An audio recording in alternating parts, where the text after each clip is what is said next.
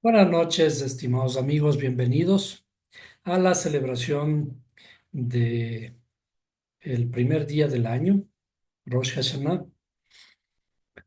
Ya lo hemos celebrado, hemos estado realizando cierta liturgia, pero vamos a proceder a explicar un concepto que está relacionado con este primer día de la celebración de la creación del hombre. Está escrito en la Biblia que dice, para crear al hombre, dice, hagamos al hombre a nuestra imagen y conforme a nuestra semejanza. Esta forma de hablar, esta gramática de cómo está explicada la creación del ser humano, parece dar pie a pensar, a darnos a pensar de que el creador es más de uno. Allí es en donde aparecen las doctrinas de la Trinidad, por ejemplo, porque se fundamentan y dicen aquí hay alguien que está hablando con alguien más. Pero cuando hablamos en ese sentido, en realidad implica de que no hemos entendido adecuadamente la escritura.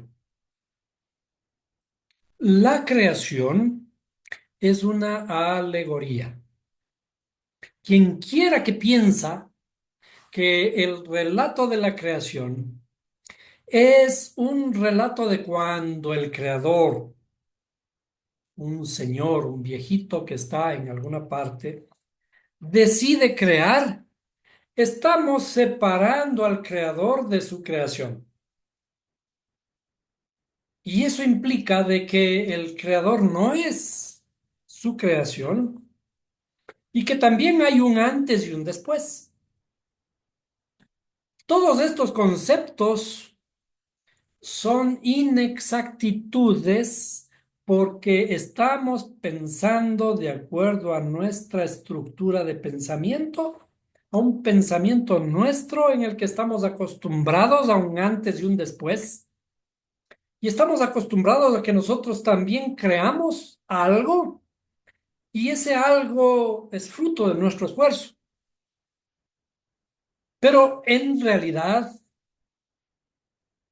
cuando definimos al creador como infinito, y todopoderoso, y todos los títulos que podamos ponerle al Creador y que están escritos en la Biblia, el infinito no puede estar separado de nada. Es decir, desde el punto de vista hebreo, se ajusta perfectamente a las ciencias, en donde en el universo infinito no hay un espacio para un creador. Si en el universo infinito no hay un espacio para el creador, entonces ¿en dónde está el creador? El creador no puede estar afuera del infinito, porque si no, el universo no sería infinito. Y si el creador está fuera del infinito, también el creador no es infinito porque no contiene al universo infinito. Es decir, desde el punto de vista de la interioridad de la escritura, esa alegoría es una forma de interpretar en el lenguaje de las ramas, como nosotros conocemos. Son historias que me llevan a reflexionar, me deben llevar a reflexionar de que aquí hay una inexactitud, que hay algo que no cuadra y por lo tanto eso merece una reflexión. Si es que el creador no puede estar, comencemos otra vez, si es el creador infinito, no puede estar separado de la creación infinita, porque el universo es infinito, entonces, ¿qué es el creador?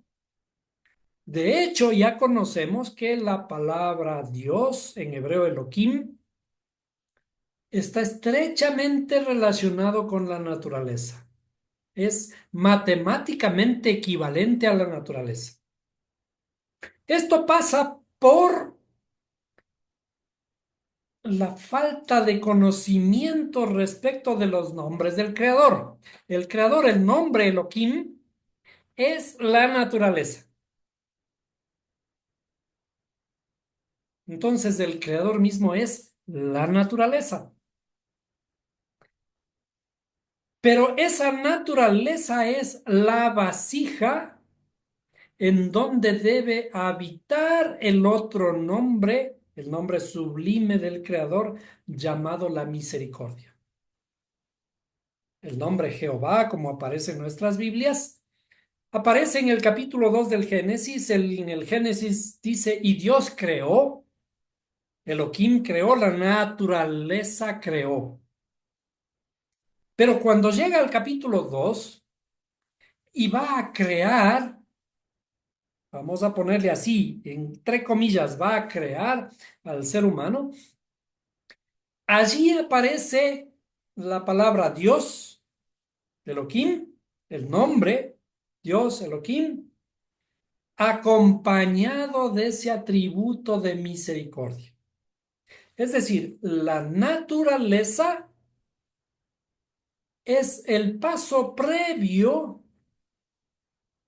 que tiene que juntarse para formar una vasija y de allí va a habitar la misericordia, el atributo de misericordia que viene a formar esa vasija en el ser humano.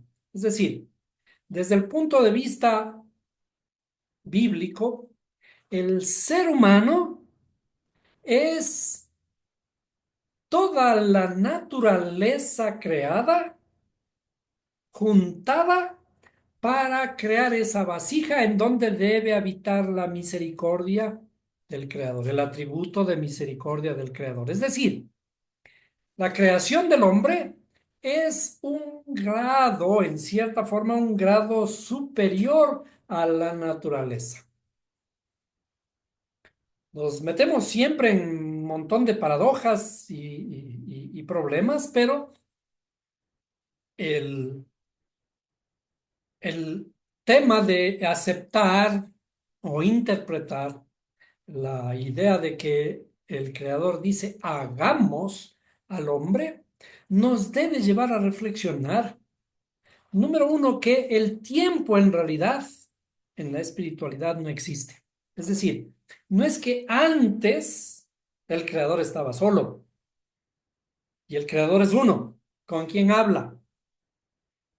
La creación, a propósito de que estamos celebrando el día de hoy la creación del Adán y 5 días atrás la creación del universo entero y toda la naturaleza, la creación no es un acto que pasó, que cuando dice y dijo Dios en una forma pasada, algo que ya pasó. La creación es un acto continuo. ¿Por qué? Porque nuestro tiempo también es un acto continuo de un pasado que no existe, un futuro que no existe, y el tiempo presente es apenas como un abrir y cerrar de ojos, que apenas estamos haciéndolo, apenas estamos diciendo algo y ya pasó. No podemos sostenerlo. El presente es una cosa extraña que no se deja agarrar. Y en cierta forma el presente tampoco existe. Pero en la escritura, el relato de la creación no es un relato del pasado que ya pasó. El acto de la creación es una recreación continua de la naturaleza, una recreación continua de nuestra propia creación. El creador está recreando continuamente toda la creación de principio a fin. Como nuestro presente, que el pasado no existe, el futuro no existe, ni el presente siquiera a veces podemos agarrarlo y decir que existe. En el creador no hay tiempo. Así como cuando, digamos, antes de la creación, cuando decimos antes, estamos eh, incurriendo en una inexactitud porque el tiempo no existe. Cuando hay un agujero negro, sabemos que en el agujero negro, en las cercanías del agujero negro, el tiempo se detiene. Y en el interior de un agujero negro, matemáticamente, los físicos lo expresan, que el tiempo es inverso o corre hacia atrás, porque la medida del tiempo es la medida de la velocidad de la luz. Si la luz no sale de un agujero negro, entonces no hay tiempo. Si es que el universo fue formado a partir de un punto de altísima concentración de energía y de materia, no pudo haber existido el tiempo y por lo tanto no podemos hablar de un antes y un después. Pero llegando a la interpretación de hagamos al hombre,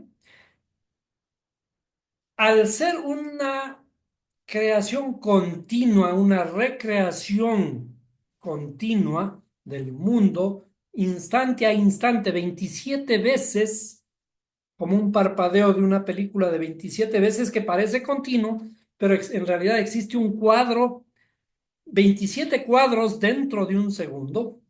Cada cuadro es la realidad de un presente que no es presente. En ese presente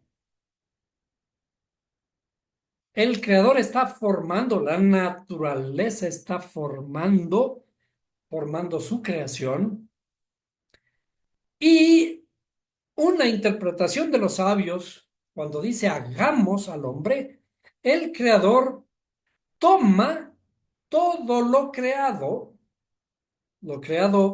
anteriormente, comenzando desde los cielos y la tierra, luego de la creación de las lumbreras, de las aguas, la separación de las aguas, luego de la creación de los vegetales, la creación de los animales, todas las fuerzas creadas en los 5 días anteriores para crear al ser humano.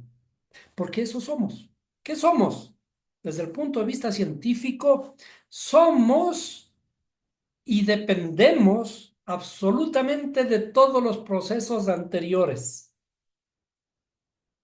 Por eso comemos, cuando comemos minerales, comemos plantas y también comemos animales. Nos nutrimos de los pasos anteriores, de los pasos previos, por los que de alguna forma nuestra naturaleza tuvo que pasar para llegar a lo que somos hoy.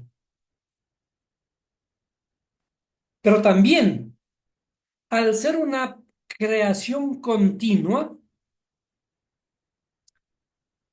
desde el punto de vista de la Torá nos habla de que nosotros, nuestras almas, cuando está hablando de la creación del ser humano, está hablando del alma de la humanidad, de todos nosotros, que fuimos creados, dice, antes de la fundación del mundo. Es decir, cuando habla del relato de la creación, está hablando de la creación espiritual de nuestras almas, en cierto sentido. Y por tanto, el creador, de una forma alegórica nuevamente, se o toma consejo, y esto alguna vez ya lo hablamos, está relatado en el mismo libro del Génesis, que dice, Bejibarán, con Abraham creó Dios los cielos y la tierra. Y cuando dice con Abraham, Bejibarán, en realidad un juego de palabras, eh, en realidad tomó consejo de Abraham. ¿Cómo es que toma consejo de Abraham si Abraham todavía no existe? La creación es continua. Primero fue creado el ser humano de alguna forma, nuestras almas en el relato de la creación, y con el alma de los sabios, con el consejo de los sabios del Creador, crea al hombre. Pero también hay un concepto de que nosotros, al ser a imagen y semejanza del Creador, ¿qué somos? Somos parte del Creador. Es decir, al ser parte del creador, nosotros también somos creadores. En otras palabras, somos co-creadores con el creador. Y el creador toma consejo de nosotros o nos pregunta y nos dice a cada uno de nosotros, hagamos al ser humano, hagamos de humano. ¿Por qué? Porque a veces no somos todavía seres humanos. A veces somos animales. Nuestra alma todavía es un alma animal que tiene que llegar a ser humana. Y por lo tanto, ¿cuál es nuestro trabajo? ¿Cuál es nuestra razón de existir? Nuestra razón de existir es transformar nuestro mundo interior.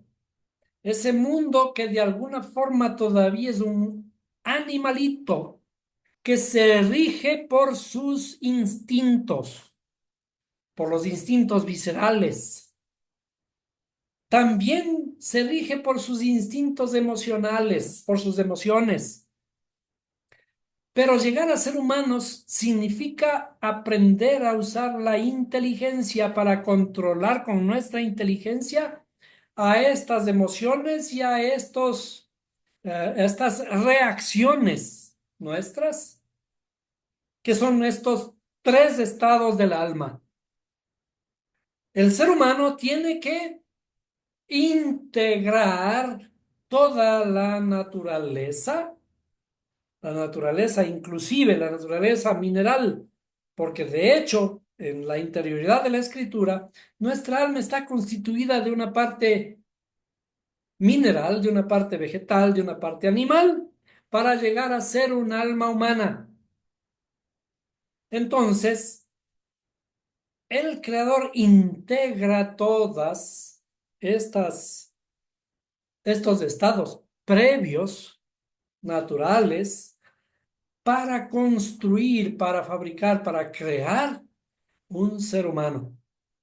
Y nosotros que somos parte del creador, tenemos la obligación de participar en esta creación. Nosotros tenemos que también poner nuestra parte para transformar, para crear, para ser co-creadores con el creador, porque eso somos a imagen y semejanza de él. Por eso está escrito en el libro de los Salmos y repetido en las palabras de Jesús que dice, porque escrito está, dioses sois. ¿A qué se refiere con eso, dioses sois? Nuestra naturaleza es la naturaleza divina del Creador. Somos parte de Él y por lo tanto también somos co-creadores. Nuestra fuerza tiene que estar puesta para la transformación de nuestro mundo interior y de esta forma dar luz para que el mundo en el que vivimos sea el reflejo de esa transformación interior. Por lo tanto, somos responsables de la transformación del mundo. Nuestro objetivo de vida, tenemos que aprender a descubrirlo, que no hemos venido a nacer, crecer, multiplicarnos y morir. No hemos venido a calentar el puesto, en otras palabras, sino que tenemos una obligación y un trabajo de transformar primeramente nuestro mundo interior.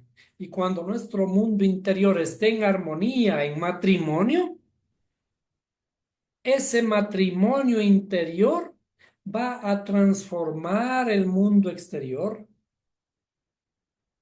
y va a provocar armonía. ¿Que es una tarea titánica? Sí.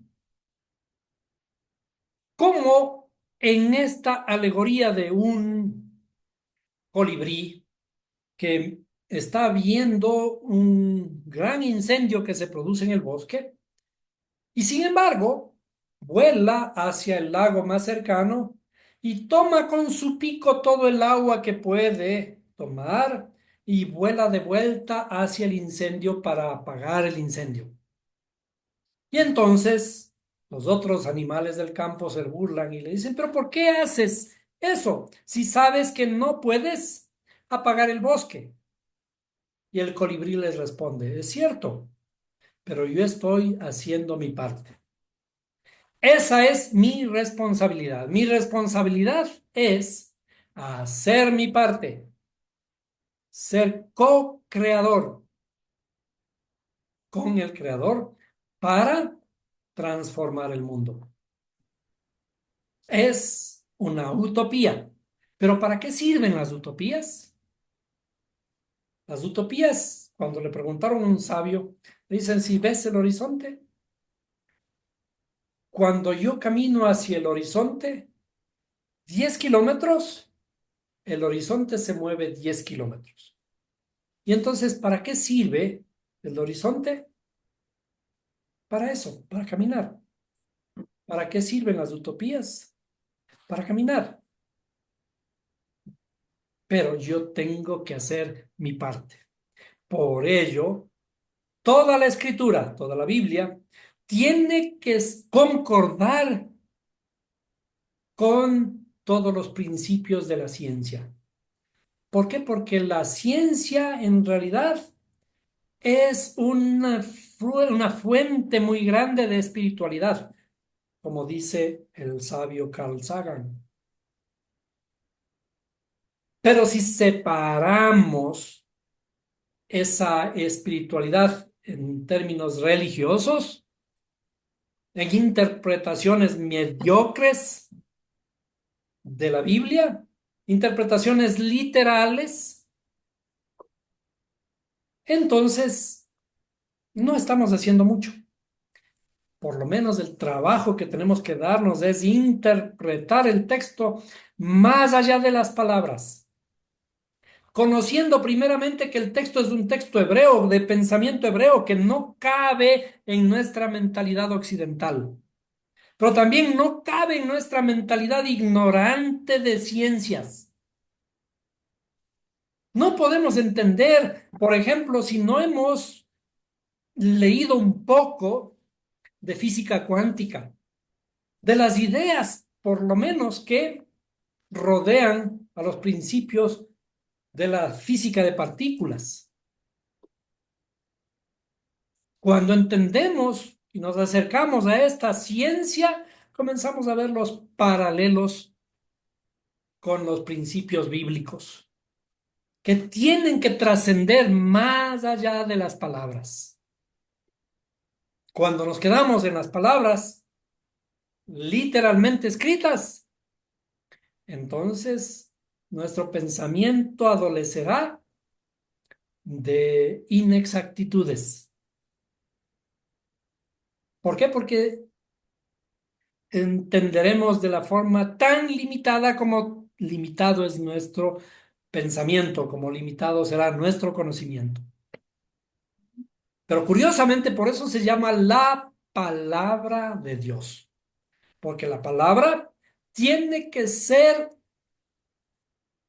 asimilada con todos los adornos de la palabra. La palabra es el arte más grande que tenemos a nuestra disposición. Mm, Perdón.